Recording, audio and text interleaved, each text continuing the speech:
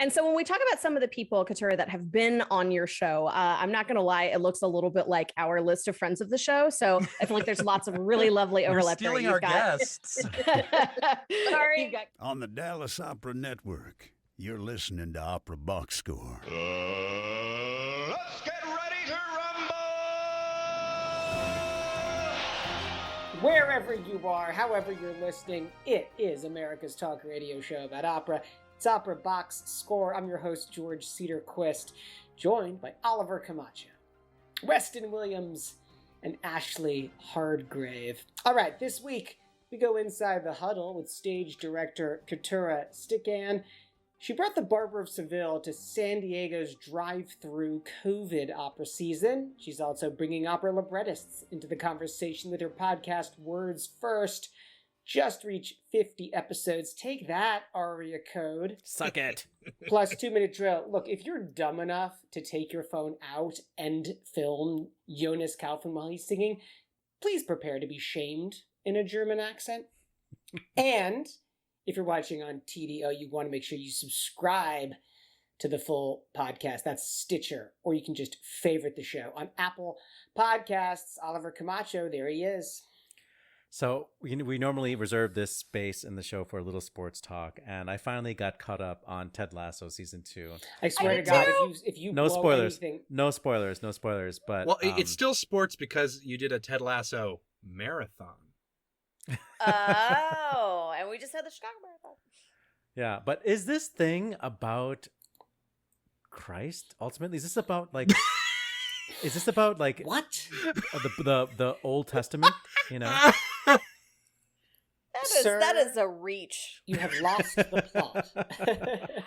I will say, Oliver, I also got to the season 2 finale, and it didn't satisfy all the things that I was hoping for, but it was still pretty darn good. Cannot wait. So, Weston, how's it going with the Alabama Tide? I mean, it's all Christ allegories all the way down, George. That's what I've learned from Oliver. Tide, of course, losing their first game of the season. So, tragic. Ashlee, how's it going with the Razorbacks? In the Razorback update that nobody else cares about, nobody asked for, it is a tough week to be a Hog fan. We lost 51-52 to Ole Miss this weekend in a heartbreaking nail-biter that should never have gotten that close. On the flip side, while it's rough to be a Hog fan, it's fun to be a Chicago sports fan this week. We had the Bears win against the Raiders. The White Sox have kept their playoff dreams alive in the amazing game that was Sunday night. They postponed their game today for rain and weather, so they'll play again tomorrow, which is also, win it or it's over game for them. Also, the Chicago Sky took their first game in the WNBA Finals. So, good time to be a Chicago sports fan. And also, as Weston mentioned, we just had the Chicago Marathon here yesterday. We're recording on Monday, and nobody died. Nobody died. Nobody died. I live on the marathon route. I'm right before the 4-mile marker. So every year, every marathon Sunday at around 7:40, I just walk downstairs and I sit on my front stoop and I watch Olympians and the world's elite athletes run by my front door. And you high five them and you put on sanitizer and high five them sanitizer. High five. I definitely stayed on my porch and just waved this year. I was like, you guys got this. I encourage any of you to look up the best signs of the Chicago Marathon, because this one's notorious for a lot of like people being on the sidelines cheering folks on and all of the 26.2 miles. And there's some really, really great signs. Weston, I'll give you one to insert here for our video audience. Michigan Wolverines grinding out a win at Nebraska to hit 6-0 going into the bye week. So yeah, this Wolverine is pretty happy. I'm going to be happier. We're going to talk some opera. Huddle up. Let's go inside the huddle. Keturah Stickann's work has been seen in opera houses across the United States and Canada, as well as in Chile, Japan, France, Germany, Hungary, and Australia. She's also the creator of the podcast Words First, which hosts conversations with librettists, dramaturgs, and producers about the role of words in opera and a life in the arts. Keturah, thank you so much for being on the show. Happy to be here. Well, obviously, you're a very versatile and very fearless stage director.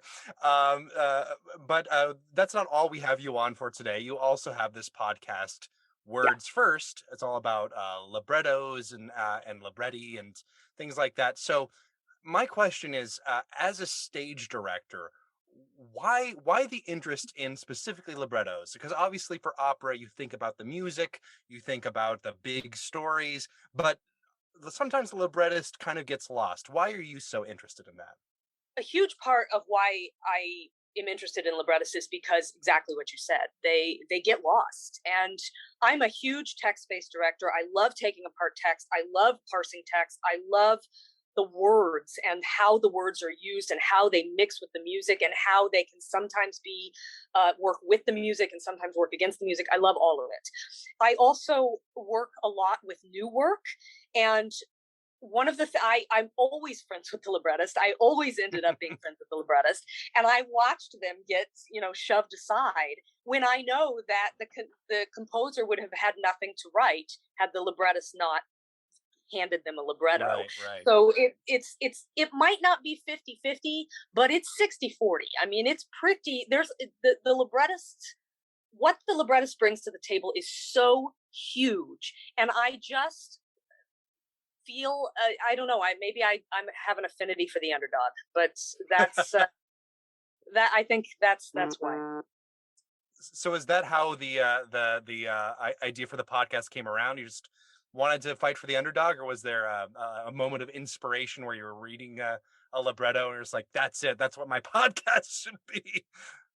Well, I'll tell you, I've actually been thinking about starting to write some stuff, and I've been interested in sort of the creation side of things for a while. But I've had several projects that have sat on my shelf for a long time because I just never have time to do anything about them. But Gene Shear and I had been talking a lot about writing and making work from that side of things.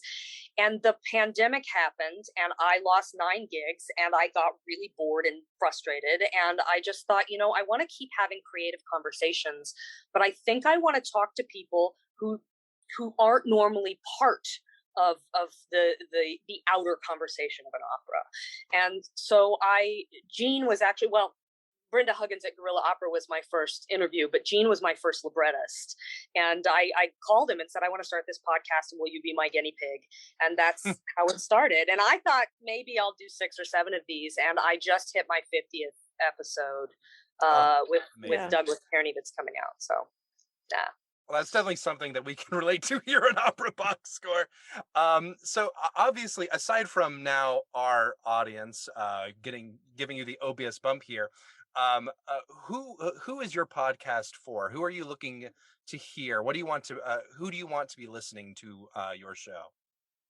Well, I think there are several levels to it. I think, and actually, I don't think I knew the answer to this when I first started out. I think I just wanted to send it out into the world and hope that somebody found me interesting or found my guests interesting and just leave it with that.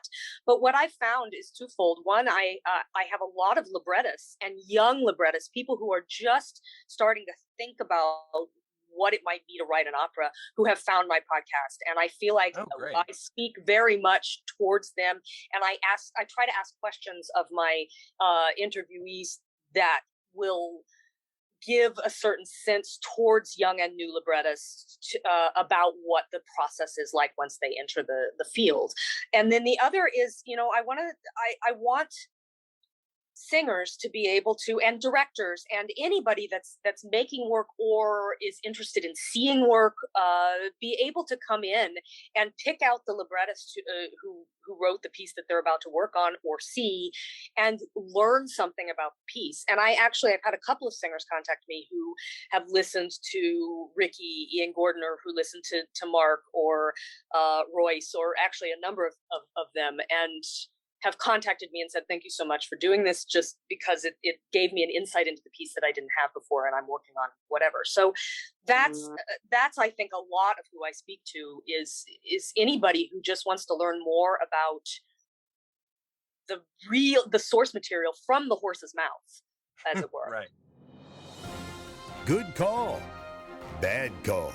on Opera Box Score. Oh, it has been a strange day and a spectacular show. Just a great roster of folks on the show.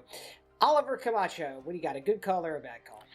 So, the New York Times has been doing this 5 minutes that will make you ... And I've really enjoyed this series generally. That comes with a playlist and a variety of different writers and personalities and fellow musicians to say, oh, if you want to listen to Mozart 5 minutes, this is what you got to listen to, So the one that came out recently, I guess for the weekend, was 5 minutes that will make you love Maria Callas.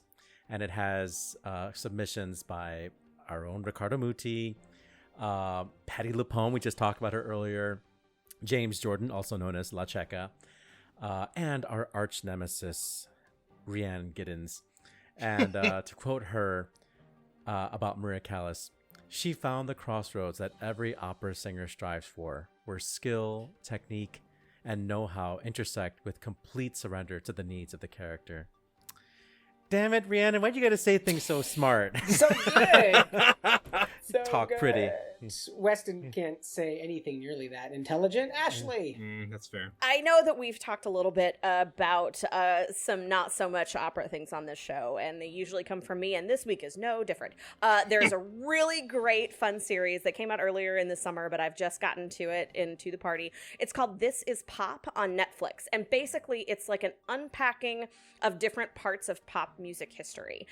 So the first episode is about, they call it the Boys to Men effect, and it was about how the pop supergroup that was Boys to Men, huge fan, big lifelong fan, what they did to sort of change the musical landscape. There's another one that unpacks auto-tune and the history that goes all the way back to like vocoders in the 70s and then moving forward and how they are in electronic music. It's very academic and it's fascinating. There's an interview with T-Pain that will automatically make you respect T-Pain. Yes, I said it. But there's one on like the Swedish invasion, from ABBA all the way to Max Martin. It's just little nuggets and corners of pop music history that are really fascinating, and they're fun, digestible episodes. So This Is Pop on Netflix. If you're looking for something fun to just sort of, cleanse your brain a little bit, it's a great way to go.